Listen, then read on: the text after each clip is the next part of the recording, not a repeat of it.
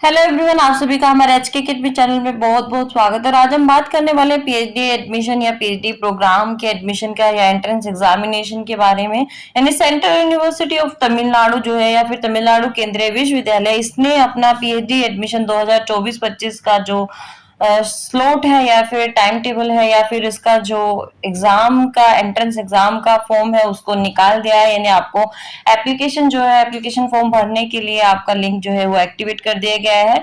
यहाँ पर आपको एलिजिबिलिटी क्राइटेरिया भी दिया गया है कि एंट्रेंस एग्जामिनेशन आप लोगों का लिया जाएगा और उसी बेस पे आपको क्या है एडमिशन यहाँ पे मिलेगा। तो उसकी एलिजिबिलिटी आप इस लिंक पर जाकर भी चेक कर सकते हैं कि कौन से फॉर्म्स आपको अपलोड करने हैं, कितने परसेंट आपको वेटेज मिल रहा है किस चीज का। तो पूरा एलिजिबिलिटी क्राइटेरिया यहाँ पे दिया गया है। इसके साथ साथ कैंडिडेट के पास क्या क्या चीजें होनी चाहिए ये भी यहाँ पे मेंशन की गई है, जैसे 2 year 4 semester master degree after 3 year bachelor programme. यानी आपके पास 3 साल का बैचलर प्रोग्राम के बाद 2 साल की मास्टर डिग्री होना जरूरी है। और उसके साथ साथ उसमें 55% या फिर 55% मार्क्स आपके होने चाहिए मास्टर डिग्री के अंतर्गत।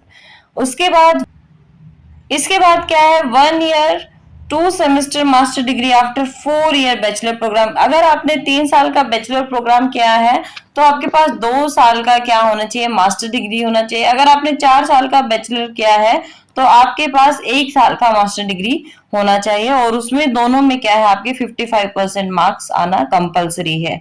इसके बाद और यहाँ पे क्या तीसरी जो क्वालिफिकेशन वो क्या है, 4 year bachelor degree with minimum 75% marks in aggregate और it's equivalent grade on MPhil degree with 55% marks और इट्स इक्विवेलेंट ग्रेड। यानी आपका 75% मार्क्स होना चाहिए और उसके साथ साथ अगर आपके पास एमफिल की डिग्री और आपको पीएचडी करना तो एमफिल में आपका 55% जो मार्क्स है वो होना चाहिए। अब ऑनलाइन रजिस्ट्रेशन आप कहाँ से करा सकते हैं, तो ऑनलाइन रजिस्ट्रेशन का जो लिंक है वो आपको मिलेगा।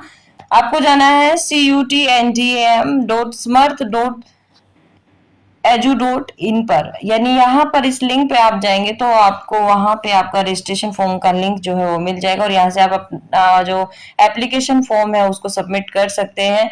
और रजिस्ट्रेशन जो है वो स्टार्ट हो चुके हैं आपके 5 सितंबर के बाद। जो रजिस्ट्रेशन की लास्ट डेट है वो क्या है, 16 सितंबर है। यानी अभी भी आपके पास टाइम है रजिस्ट्रेशन कराने का पीएचडी प्रोग्राम्स के अंतर्गत।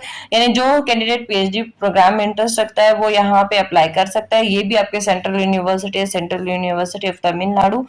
और यहाँ पर आप 16 सितंबर तक अप्लाई कर सकते हैं। अब यहाँ पे हम फी पेमेंट की बात करें या फिर एप्लीकेशन फी कितना लगेगा, तो एप्लीकेशन फी जो है वो नॉन रिफंडेबल है। आपको ध्यान रखना है कि ये रिफंड नहीं होगा आपको। अगर आपका एडमिशन नहीं होता है तो आपको कोई भी पेमेंट रिफंड नहीं की जाएगी।